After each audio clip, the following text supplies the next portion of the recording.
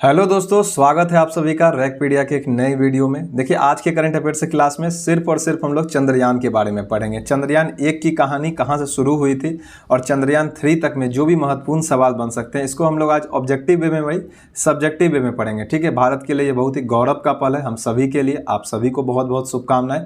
देखिए, कल ही 2:35 पर चंद्रयान 3 लॉन्च हो गया। इसके विषय में चलिए करंट अफेयर से क्या क्या यहाँ से सवाल बन सकते हैं उस पर बात करते हैं।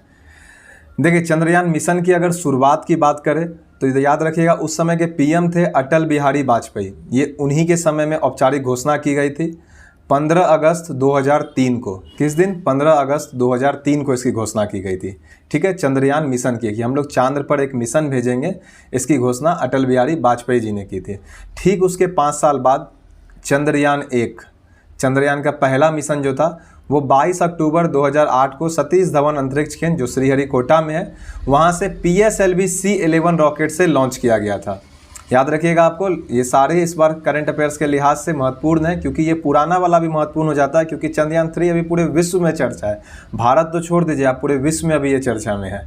ठीक है, तो यह एक ऑर्बिटल मिशन था। चंद्रयान 1 जो था यह कैसा मिशन था? यह सिर्फ एक ऑर्बिटल मिशन था। ऑर्बिटल मिशन का मतलब क्या होता है? चंद्रमा का जो कक्षा होता है ना, कक्ष जो होता है ऑर्बिटल, सिर्फ उस पर इसका परिक्रमा लगाना था, उसमें उतरना नहीं था। चंद्रमा की सतह पर उतरना चंद्रयान 1 का लक्ष्य नहीं था। सिर्फ क्या था? चंद्रमा की कक्ष पर केवल परिक्रमा करना था। ठीक है, इस मिशन से जल की उपलब्धता के बारे में हमें पता चला था। अब इससे हमारा संपर्क टूट चुका है, चंद्रयान 1 से हमारा संपर्क टूट चुका है। ठीक है, चलिए चंद्रयान 2 की अगर बात करें, चंद्रयान 2 में हमारे लिए क्या क्या खास है, तो देखिए चंद्रयान 2 से क्या क्या सवाल बन सकते हैं। यह 22 जुलाई 2019 को GSLV Mk3 M1 रॉकेट से श्रीहरिकोटा से लॉन्च किया गया था। ठीक है, यह ऑर्बिटल मिशन के साथ साथ इसमें विक्रम नामक लैंडर था। देखिए, ये एग्जाम में बहुत बार आ चुका है। ठीक है, लैंडर का नाम क्या था? तो याद रखिएगा, ये बहुत बार पूछ चुका है। लैंडर का नाम था विक्रम, इस पर खास ध्यान रखिएगा। और रोवर का नाम क्या था? तो रोवर का नाम था प्रज्ञान। रोवर का नाम क्या था? प्रज्ञान। तो ये बहुत ही खास ध्यान रखिएगा। ठीक है, और चंद्रयान 3 जो है वो चंद्रयान 2 का ही जो हमारा असफल हो गया था, उसी का ये अनुवर्ती है, उसी को आगे बढ़ाया जा रहा है। ठीक है, तो इसमें और आपसे क्या पूछ सकता है? एक तो विक्रम और एक प्रज्ञान, ये ध्यान रखिएगा। दक्षिणी ध्रुव पर सॉफ्ट लैंडिंग करने से 2 किलोमीटर पहले स्पीड बढ़ने से क्या हुआ था? चंद्रयान 2 क्रैश हो गया था मात्र 2 किलोमीटर पहले। ठीक है, वरना हमारा सपना 2019 में ही पूरा हो जाता। चलिए इसके बाद देखते हैं। देखिए, चंद्रयान 3 की बात करें अगर, चंद्रयान 3 मिशन की, तो ये देखिए 14 जुलाई 2023 को दोपहर 2:35 पर चंद्रयान 3 को LBM-3 M4 रॉकेट से लॉन्च किया गया है। देखिए, इस रॉकेट का नाम पहले जो था GSLV Mk3 था। ठीक है, तो कंफ्यूज मत होइएगा, GSLV Mk3 भी पहले इसी का नाम था। कहीं भी अगर ये लिखा हुआ रहे तो वो भी सही होगा। इसी का नया नाम हो गया है अब LBM-3।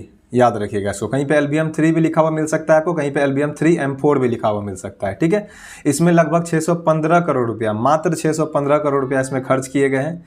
ठीक है, टोटल वजन इसका 3900 किलो वजन है, और इस रॉकेट का वजन जो था वो 642 टन था।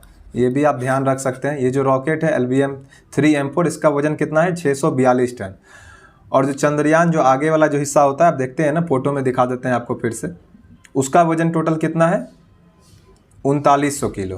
ठीक है, ये जो अगला हिस्सा होता है ना, इसी में क्या होता है? हमारा रोवर होता है और लैंडर होता है, जिसका नाम क्या है? विक्रम और प्रज्ञान। ठीक है, चलिए आगे बढ़ते हैं। अब देखिए, इस यान की लैंडिंग कब होने वाली है? तो ये 23 और 24 अगस्त को हो सकता है, 23 या 24 अगस्त को किसी एक दिन पे हो सकता है। ठीक है, तो ध्यान रखिएगा, यह भारत का तीसरा चंद्रमा मिशन है। पहला, दूसरा, तीसरा हो गया ये।